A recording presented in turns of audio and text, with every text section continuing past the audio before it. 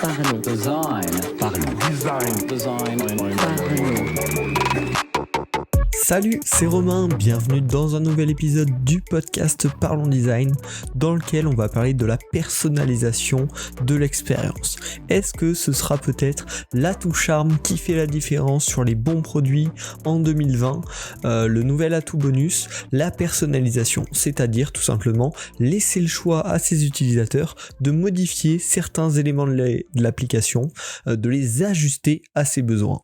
Le principal avantage de cela, de laisser ajuster le produit à chaque utilisateur, ça lui permet bien sûr de mieux l'adopter et de mieux se l'approprier. Un produit qui est fixe, où chacun a exactement le même, on l'adoptera mais il y aura toujours une certaine distance. Un produit qu'on peut un petit peu ajuster selon ses caractéristiques et ses désirs personnels, on va vraiment se l'approprier et on sera plus proche de ce produit.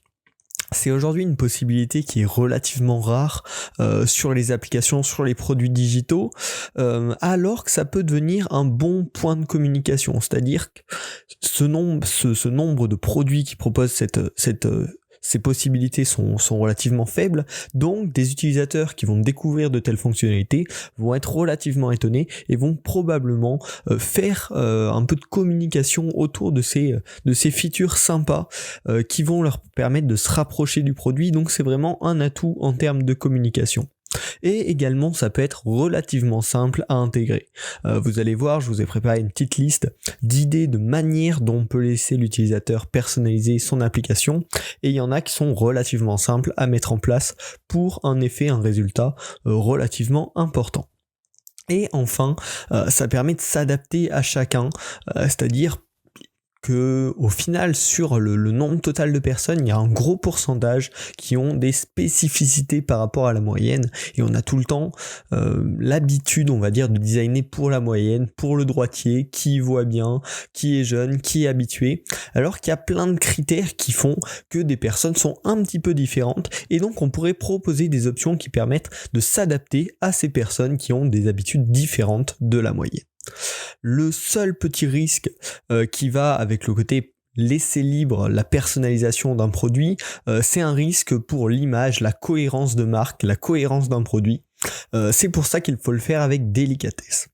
Donc on va rentrer dans le vif du sujet. J'ai fait une petite liste de 9 options de personnalisation intéressantes. J'aurais bien aimé faire un top 10, mais j'en ai trouvé que 9, donc on va pas remplir avec du vide. Et on va commencer avec la première, qui est une fonctionnalité relativement complexe à intégrer. Ça part du point de base qu'il y a environ 10% des personnes qui sont gauchers et gauchères. Or, toutes les applications sont développées et designées pour des droitiers.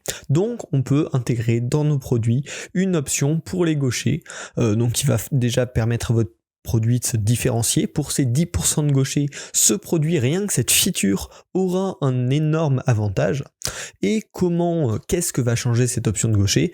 C'est relativement simple. Placer les boutons qu'on va plutôt mettre à droite, à gauche pour leur simplifier l'accès avec leur main gauche, adapter les gestes donc au fait que l'utilisateur va utiliser le produit avec la main gauche.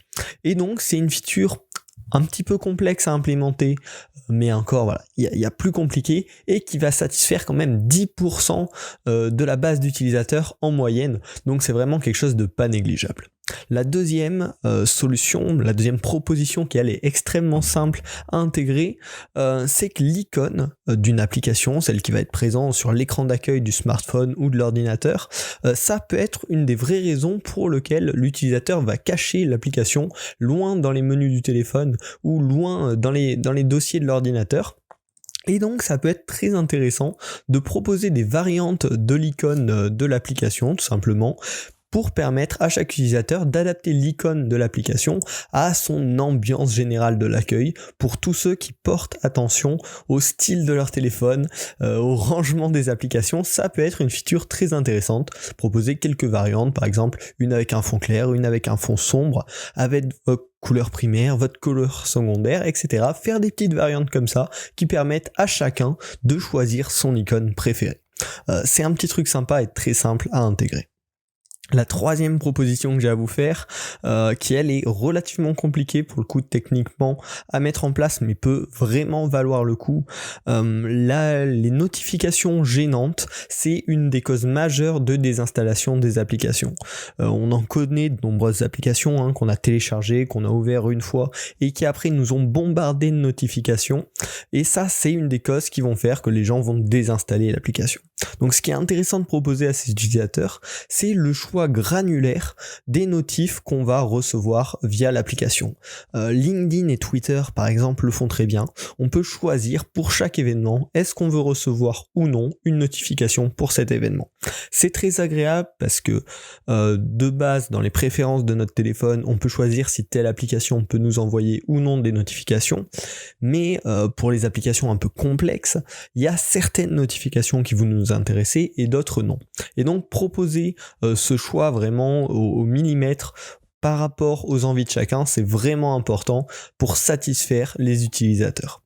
Enfin, on va passer au quatrième qui est un peu plus banal pour le coup, c'est le dark mode. Est-ce qu'aujourd'hui on peut encore appeler ça une option de personnalisation ? Je ne sais pas, c'est presque devenu un nécessaire, un strict minimum en 2020, mais ça permet aux utilisateurs de choisir quel est l'environnement dans lequel ils vivent, est-ce que c'est un fond sombre, est-ce que c'est un fond clair, de s'adapter entre le nuit et le jour s'ils le souhaitent. Donc c'est vraiment quelque chose de nécessaire aujourd'hui. On va directement passer au point 5 qui est en relation. Et qui est lui aussi pas trop compliqué à mettre en place. Ça dépend bien sûr de la taille du projet, mais c'est de proposer des thèmes de couleurs adaptés en haut contraste et adaptés aux différents daltonismes. L'idée, c'est que si votre palette de couleurs par défaut n'est pas excellente en termes d'accessibilité, et il y a très peu finalement de projets d'applications qui ont une palette de couleurs assez excellente pour qu'elle convienne à tout le monde, il va falloir, ou il faudrait, ce serait bien, de proposer des alternatives de palettes qui sont peut-être un petit peu moins jolies pour l'utilisateur lambda, un petit peu moins agréables, mais bien plus utiles, bien plus simples d'utilisation pour les personnes avec des soucis visuels.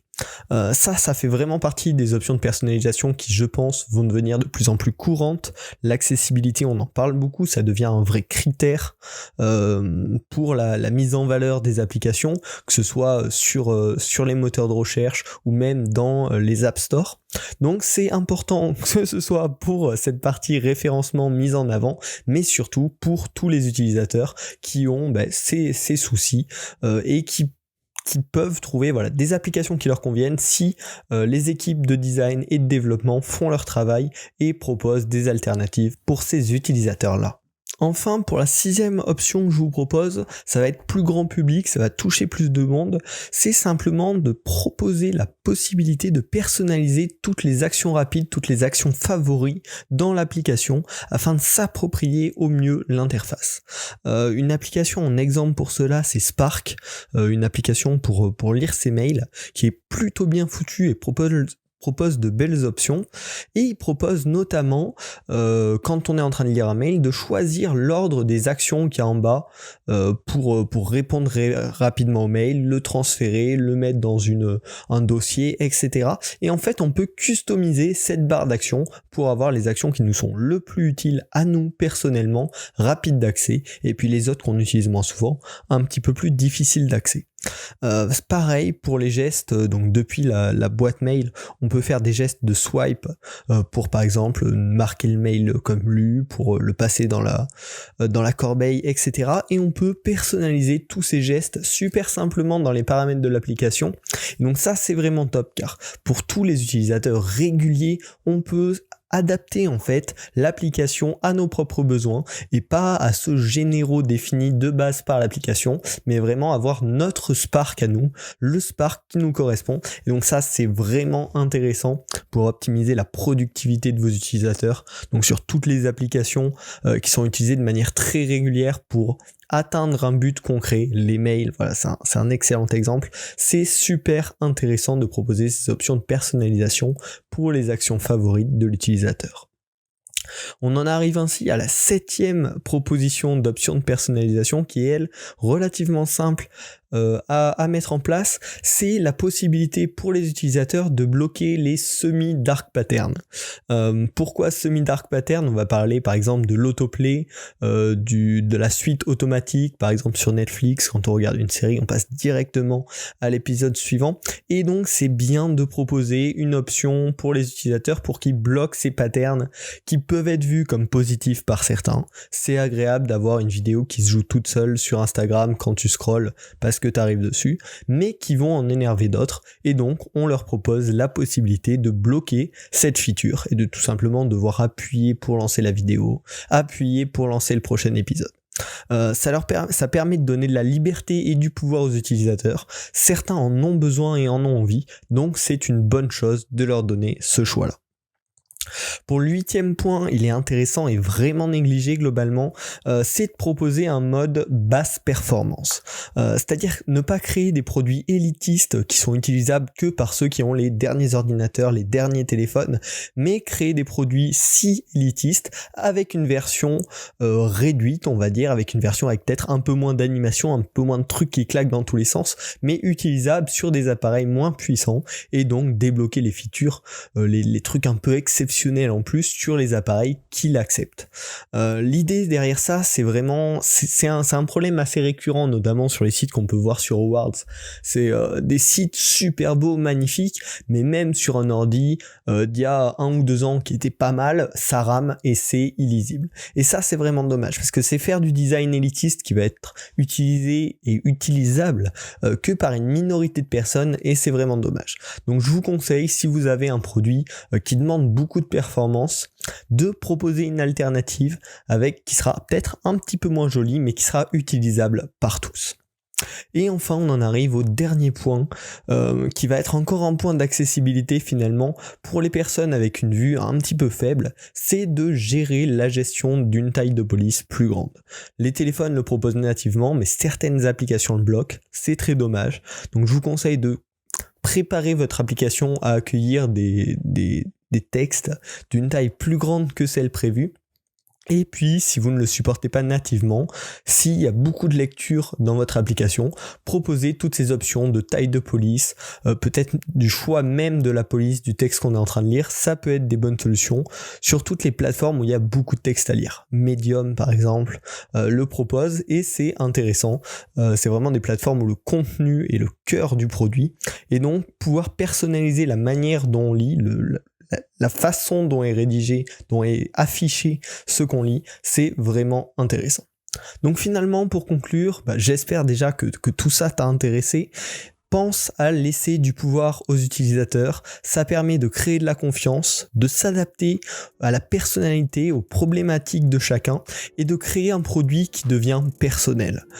C'est plus juste un produit global dédié au grand public, c'est un produit global dédié au grand public que chacun peut ajuster à ses besoins, à ses envies, à ses contraintes. Donc je te conseille vraiment d'y penser pour les prochains projets sur lesquels tu vas travailler, ça peut vraiment être intéressant. Si tu as aimé ce podcast, je t'invite bien sûr à le partager sur les réseaux sociaux avec tes amis, avec tes collègues, ça permet de faire grandir la communauté, c'est génial. Et tu peux également le noter sur la plateforme de podcast sur laquelle tu l'écoutes. Pareil, ça fait plaisir, c'est valorisant, ça me donne envie de continuer le podcast, et puis ça permet de le mettre en avant pour que de nouvelles personnes le découvrent et nous écoutent. J'espère que ce podcast t'a plu, on se retrouve la semaine prochaine pour un nouvel épisode du podcast Parlons Design. Salut! Parlons design.